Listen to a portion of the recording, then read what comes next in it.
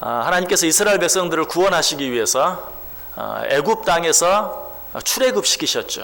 애굽 땅에서 나오게 하셨어요. 무엇 하시기 위해서? 약속의 땅 가나안, 젖과 꿀이 흐르는 땅으로 그들을 인도하시기 위해서. 그런데 이스라엘 백성들은 애굽에서 나오자마자 어려운 일에 부딪힐 때마다 하나님을 향해 원망하고 불평하는 그런 모습들을 보죠. 제일 먼저 어떤 문제가 생겼습니까? 홍해가 앞을 가로막았어요. 뒤에서는 애굽 군대가 쫓아와요. 진퇴양난의 이 어려운 가운데서 이스라엘 백성들이 뭐라고 불평합니까? 애굽 땅에 우리가 묻힐 땅이 없어서, 매장지가 없어서 우리를 여기까지 끌어내요. 여기에서 죽게 만드느냐라고 원망했어요. 자, 그런데 하나님께서 홍해를 가르시고 그 홍해를 마른 땅처럼 육지처럼 모든 이스라엘 백성들이 다 건넙니다. 뒤쫓아오던 애국 군대는 그 홍해 한가운데 머물렀을 때 하나님께서 다시 홍해를 합치게 하심으로 물속에 다 수장되고 말았어요. 기적 같은 방법으로 홍해를 건넌 후에 이스라엘 백성들은 어때요? 하나님께 얼마나 멋진 찬양을 드리는지 몰라요. 그러나 그것도 잠깐이었죠. 홍해를 벗어난 지 얼마 되지 않아서 마실 물이 없을 때 또 정말 우리를 이곳 광야까지 끌어내어서 여기에서 물 한 모금이 없어서 목말라 죽게 만드느냐라고 또 하나님을 원망해요. 조금 더 가다가는 어때요? 먹을 것이 없어서 굶주리게 될 때에 애굽에는 얼마나 먹을 것이 많냐. 온갖 채소들이 있고 입에서 냄새가 날 정도로 고기를 먹었는데 여기서는 이렇게 먹을 것이 없어서 우리가 굶어 죽게 되었구나 라고 또 하나님을 향해 원망하고 불평하는 그런 모습을 보아요. 그래도 이런 죄들은 귀여운 편에 속해요. 무엇에 비하면? 오늘 본문에 나타난 이스라엘 백성들이 지은 죄에 비하면 그래도 귀여워요. 어린 아이들이 엄마에게 아빠에게 뭐 불평하고 어리광 피우는 죄에 불과해요. 오늘 본문에는 어떤 죄가 나와 있습니까? 하나님께서 모세를 부르셨죠. 왜? 약속의 땅에 들어가면 그들이 지키며 살아야 될 율례와 규례를 주시기 위해서 모세를 불렀어요. 그런데 모세가 생각보다 산에서 내려오는 시간이 늦어져요. 그래서 사람들이 아론을 향해서 뭐라고 말합니까? 모세가 어떻게 되는지 알지 못하겠다. 우리가 모세만 기다릴 수 없다. 우리를 인도할 신을 만들어라. 그러자 아론이 백성들에게 뭐 반지, 목걸이 다 모아가지고 그것으로 금 송아지를 만들어 놓고 이제부터는 이것이 우리 신이다. 이제부터는 이 신이 우리를 인도할 것이다. 라고 금 송아지를 만들고 거기에 절하며 예배하는 그런 모습이 오늘 본문에 나타나 있어요. 얼마나 무서운 죄입니까? 이제 이런 엄청난 죄까지 서슴지 않고 저지르는 이스라엘 백성들을 보시고 하나님께서 드디어 어떤 결단을 하십니까? 오늘 보면 10절에 보면 내가 그들에게 진노하여 그들을 진멸하리라. 내가 그들에게 진노하여 그들을 진멸하리라. 하나님의 은혜로 알지 못하고 좀 힘들어서 원망하고 불평하는 정도가 아니라 금송아지를 만들어 놓고 이제부터는 이것이 우리 신이다. 이 신이 우리를 인도할 것이다. 라고 말하는 저들을 내가 진멸하겠다. 라고 작정하시는 모습이 나와요. 자, 이때 모세가 어떻게 합니까? 하나님 앞에 나아가서 정말 저들을 용서해 달라고, 저들을 용서하시고 한 번 더 기회를 달라고 하나님께 통사정을 하는 것을 보게 되죠. 11절 이하에 보세요. 모세가 그의 하나님 여호와께 구하여 이르되 여호와여 어찌하여 그 큰 권능과 강한 손으로 애굽 땅에서 인도하여 내신 주의 백성에게 진노하시나이까? 어찌하여 애굽 사람들의 입이 이르기를 여호와가 자기의 백성을 산에서 죽이고 지면에서 진멸하려는 악한 의도로 인도해 내었다고 말하게 하시려나이까?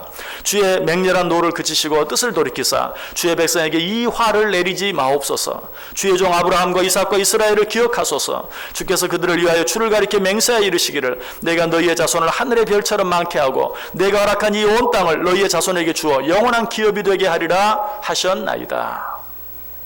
지금 모세가 하나님께 어떻게 사정하고 있어요? 어떻게 기도하고 있어요?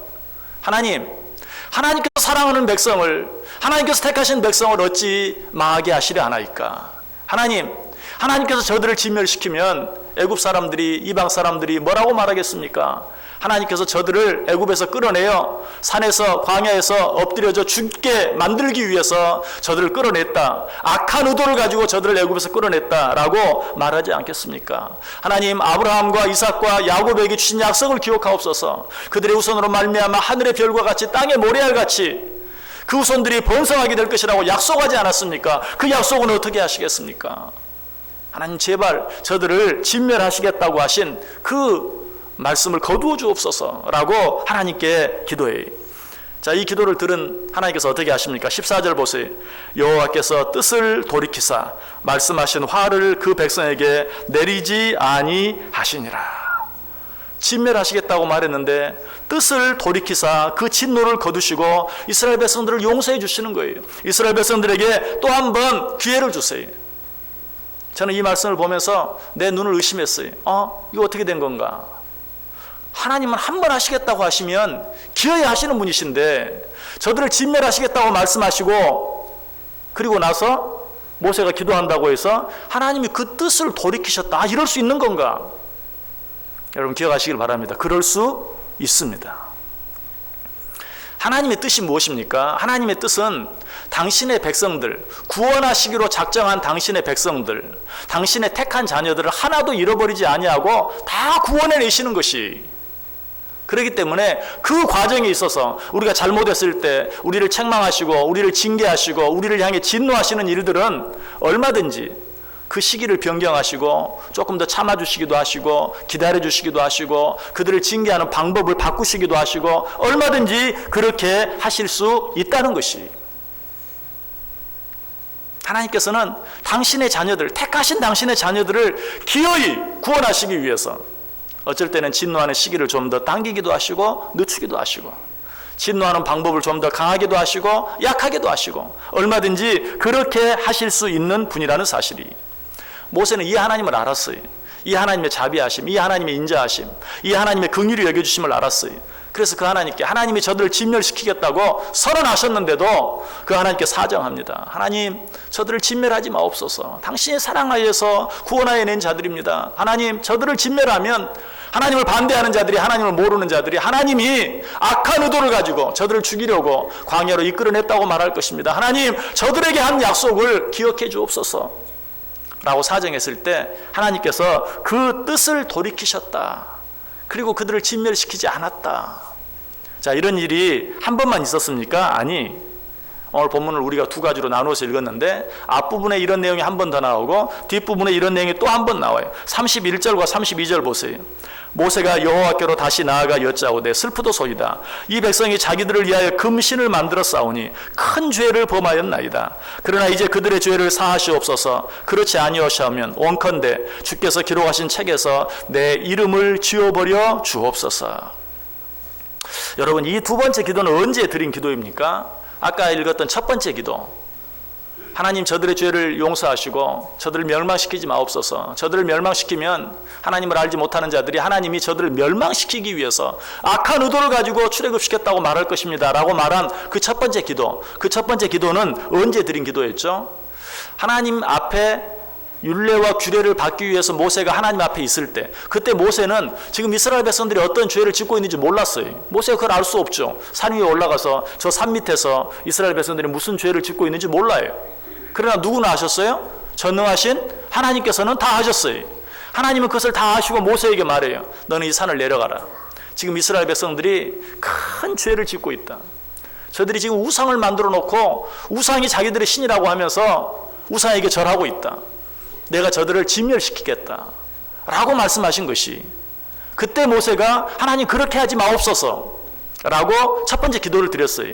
자, 그러면 오늘 아까 읽었던 31절 32절 두 번째 기도는 언제 드린 기도입니까? 여러분, 그것은 모세가 이제 하나님이 주신 그 증거판을 가지고 산에서 내려와서 직접 하나님이 말씀하신 대로 이스라엘 백성들이 진짜로 금신상을 만들어 놓고 거기에 절하는 모습을 보고 하나님께 드린 기도예요. 여러분, 어떻습니까?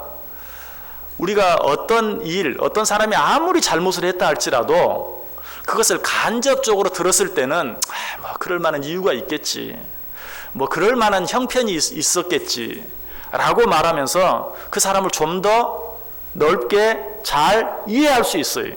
받아들여 줄 수 있어요. 여러분들이 TV를 통해서 어떤 뉴스를 봐요. 어떤 사람이, 어떤 흉악무도한 남편이 자기 아내를 죽이고 자기 자녀를 죽였다. 이처럼 극악무도한 일을 방송으로 들었다 할지라도 뉴스로 들을 때는 어때요? 글쎄 뭐 우리가 모르는 진짜 오죽하면 그랬겠어. 뭔가 무슨 이유가 있을 거야 라고 생각하면서 그런 뉴스를 들을 수 있어요. 그러나 여러분이 그 광경을 직접 보았다면, 아니 여러분 이웃에 사는 어떤 남편, 너무나 잘 아는 사람인데 내가 너무나 잘 아는 어떤 사람이 그 아내를 죽이고 그 자녀를 죽였다면 여러분 어때요? 그때도 무슨 뭐 그럴 만한 이유, 그건 잘 이해가 안 돼요. 내가 직접 그 아내와 자녀를 죽이는 모습을 내 눈으로 봤다면 그게 도무지 용납이 되지 않는 거예요. 쉽게 이해할 수 없고 용서는 더더욱 할 수 없는 거예요. 우리나라에서 일어났던 일 가운데도 그런 일이 한 가지 있어요. 5.18 광주 민주화 항쟁. 그 일들에 대해서 우리가 이 좁은 땅에 살면서도 생각하는 견해가 너무 달라요. 거기에 대해서 여러 가지 많은 생각들이 있고 여러 가지 많은 견해들이 있고 많은 말들이 있어요. 그러나 누가 뭐라고 해도 그 일들을 직접 옆에서 보고 겪은 사람, 내 부모, 형제, 친척이 그 사건 속에서 죽어간 사람이 있다면 누가 뭐라고 말해도 그걸 이해할 수 없어요. 받아들일 수 없는 것이. 여러분 이것이 어떤 일들을 간접적으로 들은 사람과 어떤 일을 직접적으로 본 사람의 차이. 자, 모세가 처음에 하나님 앞에서 하나님께서 야, 저 산 밑에 있는 이스라엘 백성들이 지금 죄를 짓고 있구나. 저들이 금송아지를 만들어 놓고 우상을 섬기고 그 금송아지가 자기들의 신이라고 말한다. 내가 저들을 진멸하고 말겠다. 여러분 그때까지만 해도 어때요? 모세는 무슨 이유가 있을 거예요. 제가 내려가서 살펴볼 테니까요. 일단 진노를 거두세요. 저들을 진멸하겠다는 말씀만큼은 물리쳐 주세요. 얼마든지 그렇게 할 수 있어요. 아마 저 같아도 그렇게 했을 거예요. 그러나 두 번째는 좀 사정이 달라요. 모세가 직접 내려와서 보니까 정말 그 모습이 가관이 금송아지를 만들어 놓고 환호하면서 뛰놀면서 이것이 이제는 우리를 인도할 신이라고 그 금송아지 앞에 절하는 모습을 보았을 때 견딜 수가 없어요. 그러자 모세는 어떻게 해요? 정말 하나님께 받았던 그 돌판을 그 금송아지에 집어 던져서 깨뜨려 버리고 말죠. 누구라도 그럴 수밖에 없어요. 그것이 정상적인 모습이에요. 그러나 모세는 거기에서 끝나지 않았어요. 만약 모세가 거기에서 끝나고 말았다면 모세도 우리와 별반 다름이 없는, 나와 별반 다름이 없는 그런 사람에 불과했을 것이. 그러나 모세는 그 모습을 보았을 때 정말 눈에서 불이 나왔어요. 하나님이 직접 써주신 돌판인데 뭐 그런 거 저런 거 가릴 정신이 없어요. 그냥 집어 던지고 말았어요. 너희가 어찌하여 이럴 수 있느냐. 그러나 어때요? 그러나 거기에서 끝나지 않았다는 것이. 그러고 나서 순간적인 분노함으로 인해 그렇게 했지만 곧바로 뭐라고 말해요? 31절 32절에서 모세가 여호와께로 다시 나아가 여짜오되 슬프도소이다. 이 백성이 자기들을 위하여 금신을 만들어 싸우니 큰 죄를 범하였나이다. 그러나 이제 그들의 죄를 사하시옵소서. 그렇지 아니하시면 원하건대 주께서 기록하신 책에서 이 이름을 지워버려 주옵소서. 첫 번째보다 더 간절한 기도를 드려요. 첫 번째는 저들을 진멸시키지 마옵소서, 용서하시고 한 번 더 기회를 주옵소서, 그런 기도했는데 이번에는 단순히 그들을 위해서 그렇게 기도하는 정도가 아니라 내가 그들의 죄를 대신 지겠습니다. 하나님 저들을 진멸하시려거든 차라리 내 이름을 당신의 생명책에서 지워버려 주옵소서. 이 말은 내가 저들의 죄를 대신 지고 가겠습니다 라고 이야기하고 있는 것이 얼마나 아름다운 기도인지 몰라요. 얼마나 놀라운 기도인지 몰라요. 지금 모세는 자기 자신을 위해서 그렇게 기도하고 있는 게 아니에요. 자기 가족을 위해서 그렇게 기도하고 있는 게 아니에요. 먼저는 자기 자신을 배반하고 그리고 하나님을 배반한 이스라엘 백성들을 위해서 그렇게 기도하고 있는 것이. 그런데 모세가 이렇게 드린 이 기도가 정말 아름다운 것은 하나님께서 이스라엘 백성들을 진멸시키겠다고 말할 때 모세도 함께 진멸시키겠다고 말하지 않았어요. 다시 한번 10절을 보세요. 그런즉 나대로 하게 하라. 내가 그들에게 진노하여 그들을 진멸하고 그리고 뭐라고 말하죠? 너로 큰 나라가 되게 하겠다. 내가 저들은 진멸하겠다. 그러나 다시 시작해서 모세 너로 하여금 큰 나라가 되게 하겠다. 이스라엘 백성들에게는 징계의 말씀이지만 어떻게 보면 모세에게는 어때요? 축복의 말씀이에요. 내가 저들을 진멸하고 다시 시작하겠다. 그래서 너로 하여금 큰 나라가 되게 하겠다. 그런데 모세는 어때요? 그럼에도 불구하고 아닙니다. 그렇게 하지 마옵소서. 저들을 진멸시키지 마옵소서. 무슨 말이에요? 나는 뭐 나로 하여금 다시 큰 나라가 되는 거 그런 거 원치 않습니다. 지금까지 여기까지 나와 함께 온 저들을 멸망시키지 말아 주옵소서. 저들을 그래도 멸망시키겠다면 차라리 내 이름을 지워버려 주옵소서라고 하나님 앞에 기도하고 있어요. 그 백성들과 함께 끝까지 가겠다는 것이. 저는 이 말씀을 저에게 한번 적용시켜 보았어요. 자, 여러분들이 큰 잘못을 저질렀다고 가정해 보세요. 가정입니다. 여러분들이 저에게 큰 잘못을 하고 하나님께 큰 잘못을 했어요. 하나님 말합니다. 내가 도무지 못 보겠다. 내가 저들을 다 멸망시켜버리고 내가 너로 하여금 다시 큰 교회를 세우겠다. 그럼 제가 뭐라고 그랬을 것 같아요? 하나님의 뜻이라면 어쩌겠습니까? 하나님이 하시겠다는데 제가 무슨 힘이 있습니까? 그렇게 하옵소서. 아마 그랬을 거예요. 모세는 그렇게 안 했다는 거예요. 아닙니다. 나로 하여금 큰 나라가 되는 것도 원치 않습니다. 저들을 진멸시키지 마시고 차라리 꼭 진멸하셔야 되겠다면 나를 생명책에서 이름을 지워버려 주옵소서라고 말하는 것이 너무 아름다워요. 정말 너무 멋져요. 하나님께서 이런 모세를 어떻게 대우해 주셨습니까? 오늘 보면 바로 뒤에 있는 출애굽기 33장 10절에 보시면 사람이 자기의 친구와 이야기함 같이 여호와께서는 모세와 대면하여 말씀하셨다. 이런 모세를 하나님이 친구처럼 대해 주셨다는 것이, 친구로 생각하고 그에게 모든 것을 말씀하셨다라고 이야기해요. 아마 모세에 대한 기록 가운데 이보다 더 아름다운 기록은 없을 거예요. 모세가 하나님의 친구가 된 것이 우연히 된 게 아니, 저절로 된 게 아니, 우리가 지금 생각해 본 그 두 번의 놀라운 기도, 우리로서는 흉내조차 낼 수 없는 그 아름다운 기도, 그 아름다운 마음으로 말미암아 모세는 하나님의 친구가 되었던 것이, 자기에게 맡겨진 백성들을 자기 몸처럼 사랑하는, 그래서 그들의 잘못까지도 자기가 대신 지고 가겠다는 그 마음, 그 믿음 보시고 하나님께서 모세를 친구처럼 대해 주셨다. 왜? 사실 하나님이 지금 진노하셔서 진멸하시겠다고 말한 그 이스라엘 백성들은 하나님의 자녀들이, 지금 모세가 누구를 대신하여 자기가 죽겠다는 거예요? 하나님이 그렇게 사랑하시는 하나님의 자녀들을 대신하여 자기가 죽겠다는 거예요. 자기가 벌을 받겠다는 거예요.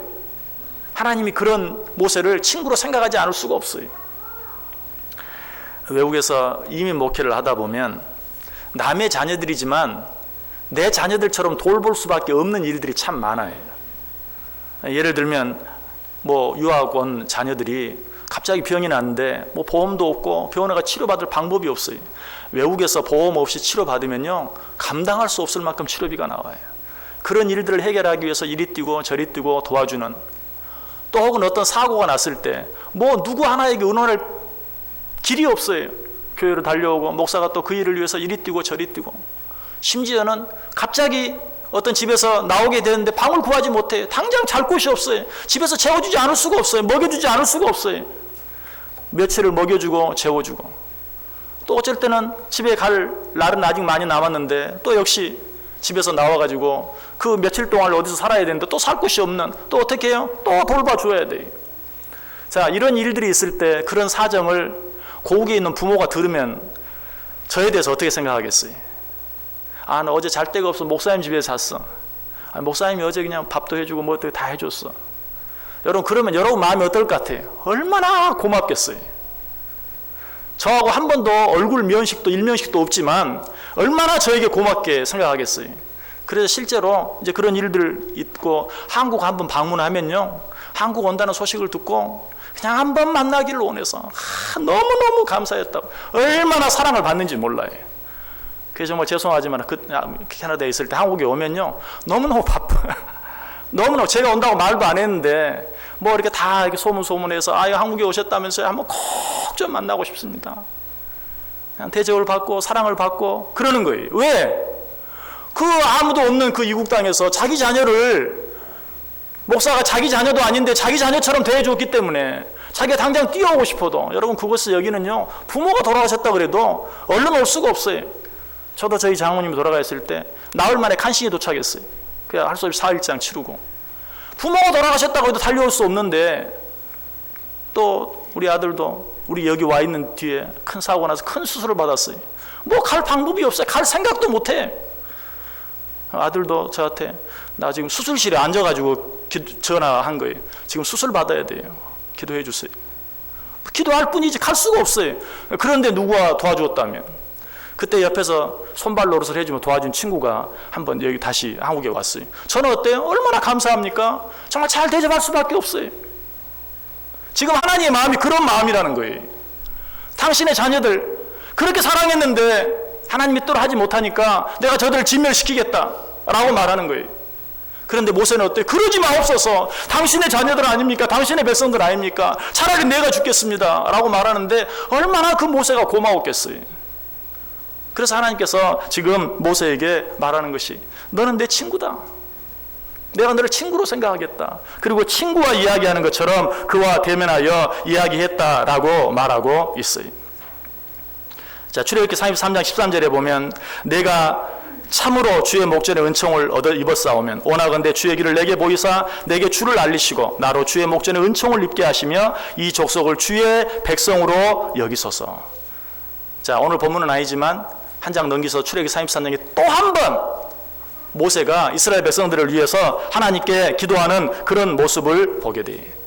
이것이 모세의 모습이에요. 지금 하나님께서 멸하시겠다고 하는 이스라엘 백성들을 위해서 3번이나 하나님 앞에 간절히 사정하며 기도하고 있는 그런 모세를 보아요. 진정한 친구란 누구입니까? 자기의 관심만 생각하는 것이 아니라 그 친구의 관심이 뭔지를 생각하는 거예요. 지금 모세가 자기의 관심만 생각했다면 하나님은 어쨌든 하나님의 뜻을 이루실 것이고 이 범죄한 이 교만한 하나님의 표현대로 목이 뻣뻣한 이 백성들 다 멸하시고 어쨌든 더 큰 나라를 세워주시겠다는데 그것도 나를 중심으로 해서 그렇게 세워주시겠다는데 내가 거부할 이유가 무엇이 있는가? 얼마인지 받아들일 수 있지만 그러나 지금까지 사랑해서 그들을 애굽에서 이끌어내어 거기까지 오게 하신 그 백성들을 진멸시키는 하나님의 마음이 어떠할까? 그 마음을 생각하면서 주여 그러지 마옵소서 라고 기도하고 있는 자신의 관심을 생각하는 것이 아니라 하나님의 관심, 하나님의 마음을 생각하는 그 모세를 하나님께서는 친구라고 불러주셨다는 것이. 여러분은 하나님과 여러분의 관계가 어떠합니까? 하나님과 나의 관계가 어떤 관계인가 한번 확인해 보고 싶으세요? 하나님과 늘 나누는 대화의 주제가 뭔지를 생각해 보세요. 자, 하나님과 늘 나누는 대화는 뭐죠? 기도죠. 하나님께 늘 드리는 기도가 뭔지 생각해 보세요. 하나님, 내가 이런 형편, 이런 처지 가운데 있습니다. 주여, 나를 도와주옵소서. 하나님, 내 남편이, 하나님, 내 아내가, 하나님, 내 아들이, 하나님, 내 딸이, 하나님, 내 사업이 다 누구 얘기? 다 자기 얘기. 여러분, 그런 사람과 친구가 될 수 있어요? 좋은 친구가 될 수 있어요? 만나기만 하면 자기 일만 얘기. 내가, 내 남편이, 내 아내가, 내 아들이, 내 딸이, 내 사이가, 내 자부가 다 자기 얘기만 해. 하나님의 진정한 친구가 될 수 있어요? 물론 어떤 사람에게 자기 사정 다 이야기할 수 있는 그것도 귀하긴 해요. 그러나 진정한 친구가 되기 위해서는 어때? 요즘 어려운 일은 없어? 지난번에 뭐 남편 때문에 속상하고 힘들어했는데 아내 때문에 힘들어했는데 자식 때문에 어려워했는데 사업이 어렵다고 했는데 어때? 그런 문제는 지금 어때? 문제가 없어? 해결이 잘 됐어? 내가 그동안 기도한다고 했는데 어떻게 좀 변화가 있는지 앞으로 내가 더 기도할게. 여러분, 누가 더 진정한 친구입니까? 누가 더 가까운 친구입니까? 자기 자신의 이야기만 하는 사람은 친구라고 말할 수 없어요. 그 이기적인 관계예요. 그러나 상대방의 마음, 또 상대방의 형편, 상대방의 처지, 상대방의 관심, 거기에 관심을 기울이면서 물어주고 위에서 기도해주고 권면해주고 이렇게 세워주는 그런 관계라면 그 관계야말로 정말 아름다운 관계라는 것이. 모세는 하나님 앞에 지금 그렇게 하고 있는 것이 하나님, 내 속이 썩어 문드러집니다. 그렇게 말하고 있어요. 하나님, 내가 저들을 위해서 얼마나 힘들게 어렵게 여기까지 왔는데 세상에 내가 잠깐 저들을 떠났다고 아론을 중심으로 저렇게 할 수가 있습니까? 그렇게 말하는 게 아니. 저들을 보는 하나님의 마음이 얼마나 아프시겠습니까? 하나님, 그들을 진멸하지 마옵소서 라고 하나님의 마음을 생각하면서 하나님 앞에 기도하고 사정하고 있는 그런 모습을 보아요. 여러분, 그렇게 했을 때 어때요? 하나님께서 또 한 번만 다시 자신의 뜻을 돌이키신 것이 아니라 후반부에 또 한 번 주의 맹렬한 노를 그치시고 뜻을 돌이키사 주의 백성에게 이 화를 내리지 마옵소서 라고 했을 때 하나님께서 자기의 뜻을 돌이키셨어요. 그런 것처럼 두 번 때도 또 한 번 하나님께서 자신의 뜻을 돌이키셔서 이스라엘 백성들을 진멸하지 아니하신 그러한 모습을 보게 돼요. 여러분, 이웃을 위해서 기도하고 이웃을 사랑하고 이웃을 돌아보는 이 일, 이 기도야말로 하나님께서 우리에게 주신 가장 큰 계명 두 가지를 지킬 수 있는 길이 되는 것이, 하나님께서 우리에게 준 가장 큰 계명 두 가지는 무엇입니까? 첫 번째는 마태복음 22장 37절과 38절에 있는 것처럼 예수께서 이르시되 내 마음을 다하고 목숨을 다하고 뜻을 다하여 주 너의 하나님을 사랑하라 하셨으니 이것이 크고 첫째 되는 계명이요. 하나님께서 우리에게 주신 가장 큰 계명, 주 너의 하나님을 사랑하라. 여러분, 그런데 어떻게 하나님을 사랑할 수 있습니까? 하나님이 뭐라고 말씀하시죠? 지극히 작은 소자 하나에게 한 것이 곧 나에게 한 것이니라.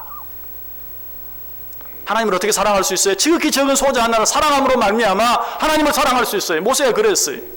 하나님이 진멸시켜버리겠다고 말한 그들을 끝까지 사랑하고 그들을 위해 기도할 때 하나님이 감동하셨어요. 네가 내 진정한 마음을 아는구나. 그리고 그 모세를 친구 삼아 주셨어요. 모세는 이렇게 함으로 말미암아 하나님을 사랑하는 자가 되었어요.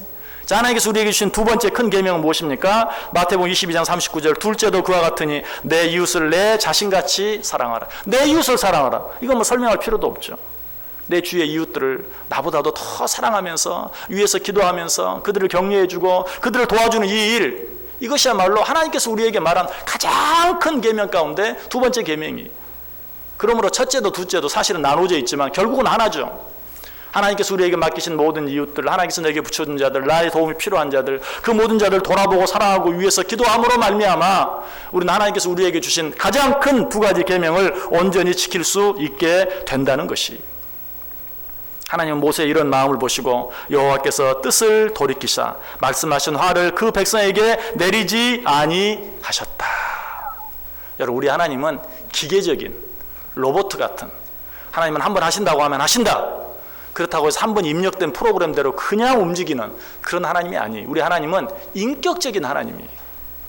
하나님께서 나를 구원하시고야 말겠다는 그 근본적인 생각은 절대로 바뀌지 아니하지만 그 과정에 있어서는 어쩔 때는 진노하셔서 징계할 수밖에 없는, 징계받아 마땅한 그런 사람이 있다 할지라도 내가 정말 간절히 그를 위해 기도하고 하나님 앞에 간구하면 하나님이 그 진노를 물리치시기도 하시고 하나님이 그 진노의 때를 연기하기도 하시고 하나님께서 또 한 번 기회를 주시기도 하시고. 여러분, 이것이 기도의 재미이고 이것이 기도의 묘미예요. 오늘 모세는 이 일을 위해서 기도하고 있어요. 그러므로 이 모세의 기도는 정말 아름다운 기도요, 하나님 앞에 기도하며 살아가는 우리들이 마땅히 배워야 될, 마땅히 행해야 될 기도인 것이. 우리가 우리 자신만 위해서 기도하고 나와 관계된 일만 기도한다면 그 기도가 어떤 기도라고요? 그야말로 기복적인 기도고, 그건 사실 기도가 아니고 그건 샤머니즘이. 나만 잘 되게 해주옵소서. 내 일만 위해서 기도하는 건 샤머니즘이.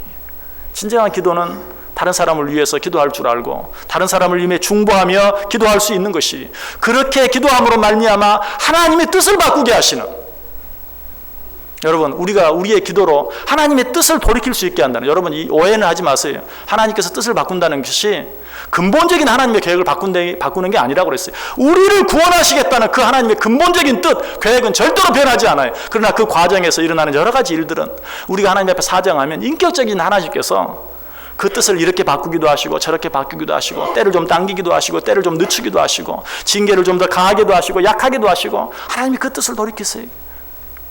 얼마나 귀한 일입니까? 누구의 기도를 통해서? 나의 기도를 통해서. 어떤 기도를 통해서? 하나님께서 내게 맡기신 내 이웃들을 위해서 기도하는 그 기도를 통해서 우리는 하나님의 뜻을 바꿀 수도 있다는 것이. 모세가 그렇게 했어요. 한 번뿐만이 아니라 두 번, 세 번씩 그렇게 했어요. 여러분, 어떻게 기도하며 살기를 원하십니까? 하나님의 뜻을 바꾸는, 하나님께서 내게 붙여준 모든 자들을 하나님의 마음으로 품고 사랑하고 위해서 기도함으로 하나님을 감복시키는, 하나님께서 내가 너를 보고 그를 징계하지 않겠다, 내가 너를 보고 좀 더 참겠다, 내가 너를 보고 이 일을 좀 바꾸겠다, 하나님의 뜻을 바꾸어 나갈 수 있는, 그리하여 정말 하나님께서 원하시는 더 크고 더 놀라운 뜻들을 이루어 드릴 수 있는 복된 저와 여러분 다 될 수 있기를 주님의 이름으로 간절히 축원합니다. 기도하겠습니다. 사랑이 많으신 하나님, 감사합니다. 우리는 너무 이기적인 기도만 드렸습니다. 이제는 하나님께서 내게 붙여준 모든 자들을 위해 기도하게 하여 주옵소서. 그들을 생각하게 하시고 그들을 돌아보게 하시고 그들을 위하여 기도함으로 정말 하나님의 뜻을 돌이킬 수 있는, 정말 놀랍고 아름다운 삶 살게 해 주옵소서. 예수님의 이름으로 기도드리옵나이다. 아멘. 다 자리에서